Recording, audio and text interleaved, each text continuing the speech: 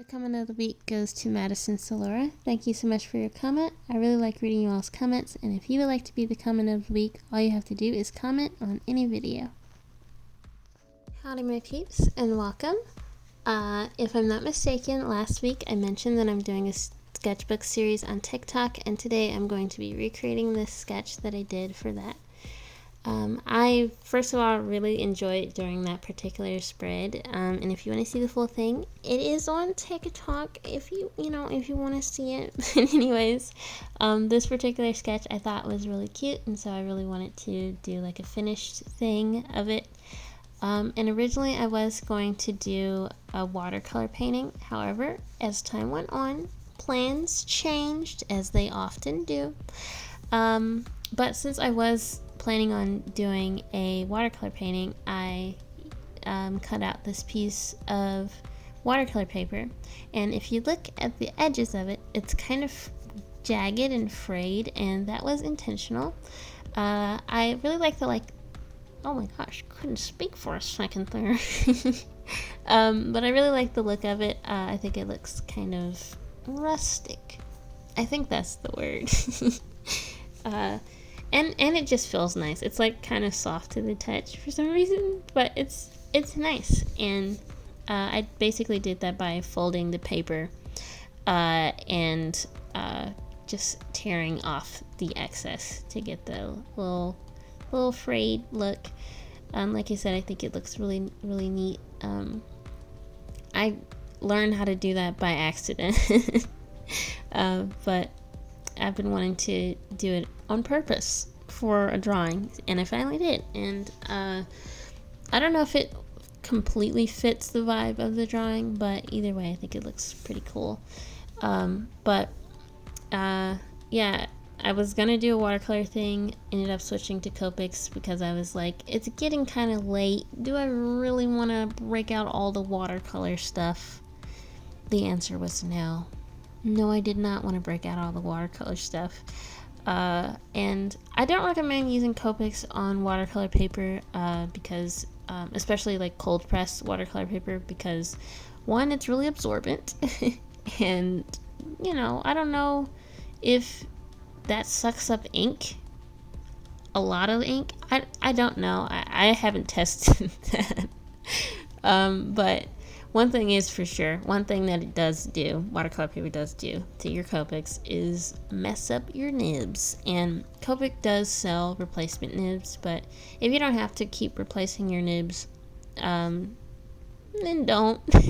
So I don't recommend doing that. However, it does look nice. It's just, it has its drawbacks. I prefer to use Bristol or like mixed media paper or something for Copics, preferably Bristol because it's a nice thick paper, and it takes marker well. But I kind of decided right after doing this line art here that I didn't really want to do the watercolors.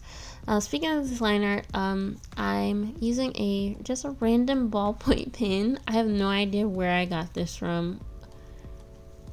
Fam, I don't know. Those be the best ballpoint pens. The ones you're just like, I have no idea who gave this to me, where they got it from, where I got it from. It just somehow came into my possession. Those be the best ones. And normally, well, here's the thing. Had I known, or had I gone into this knowing that I wanted to use Copics, I would have used my Tombow brush pen, but since I thought I was going to be using watercolors, I used the ballpoint pen because ballpoints I find it work really nice with watercolors. However, if you want to do that, I do recommend that you test your ballpoint pen to make sure that it's waterproof. But I haven't come in contact what? I haven't found a ballpoint pen that doesn't work with watercolors. And if you do try this, make sure it's a ballpoint and not like a gel pen, because some gel pens are not waterproof. So but I find that the ballpoint pen looks pretty good with watercolors. You can get some nice sketchy line art or some softer looking line art. However, I wanted I guess you would call it a graphic look. I wanted the line art for this particular drawing to be a nice bold line art. You know, it's just kind of there in your face. So this line art took a little longer than it normally would, because normally I'm just speeding through it. I don't necessarily hate the line art process, but it does feel kind of repetitive because you've already done the sketch and now you're like doing it again, sort of. So it's not my, I don't hate it, but sometimes it's not my favorite, especially if I was working on the sketch for a long time and I really love the sketch, and it's like, now I have to try to capture the best parts of the sketch and not mess it up, which is scary sometimes. Which I sort of did that, like kind of messed up just a little bit with this drawing with Lince's hand. It looks like he has an extra finger, but it's not. It's his palm. I just didn't draw the line right. I tried to fix it with some shading, but I don't know. It will be like that sometimes, but it's okay. Maybe he does have a sixth finger that no one has known about this entire time. Who knows? But I really do like how the line art turned out. I actually took a picture of it right after I finished because I was like, wow, I love this so much, and I don't know how this coloring process is gonna go. So just in case I mess it up, I wanna have it, you know, forever and ever. So I took that picture. And I do think that the line art, like I said, it turned out pretty good. Praise be to the Lord. But like I said, if I had known that I was going to be using Copics, I would have used my Tumblr brush pen.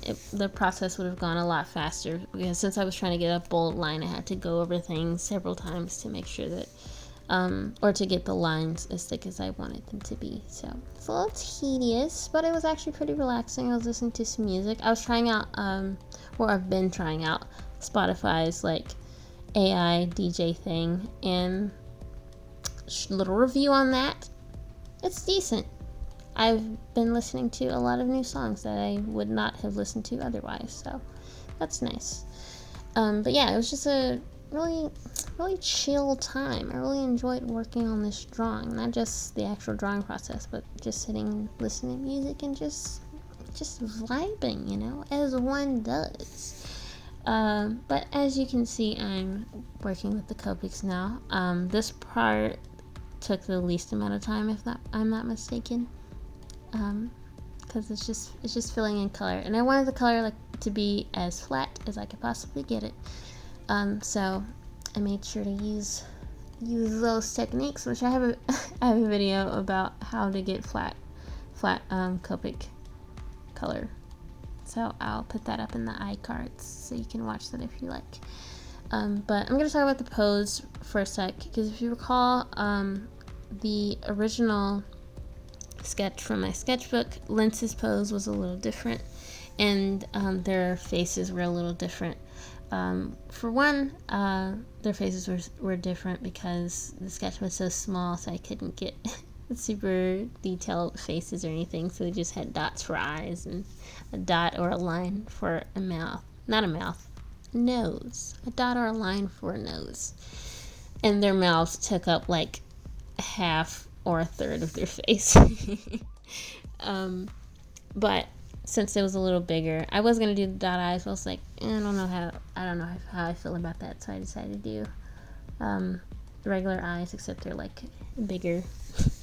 So they're not regular, they're just bigger than I would normally draw, but they're not dots. But I didn't have enough space to draw Lince's arms the way that I did in the original sketch, because in the original sketch he has them like he's like throwing them back behind him, if that makes any sense.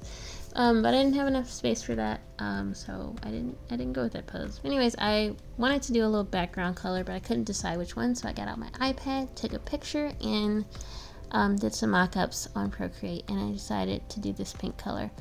The colors I wanted to do for the overall drawing were pink, blue, and yellow, and I didn't like the idea of bringing in a new color for the background, so I wanted to work with one of the existing colors. And the pink and the blue I feel like worked pretty well, but I preferred the pink, so that's what I went with. that was such an amazing thing. I just remembered I don't have to just risk it all. I can pull out my iPad and test it out first before I start coloring in the entire thing. Anyways, this is how the drawing turned out. I had a lot of fun with it. I hope you like it. And like I said, you can check out my TikTok if you want to see the sketchbook stuff. But anyways, thanks so much for watching. Hope you enjoyed this video, and please enjoy the rest of your day, my peeps.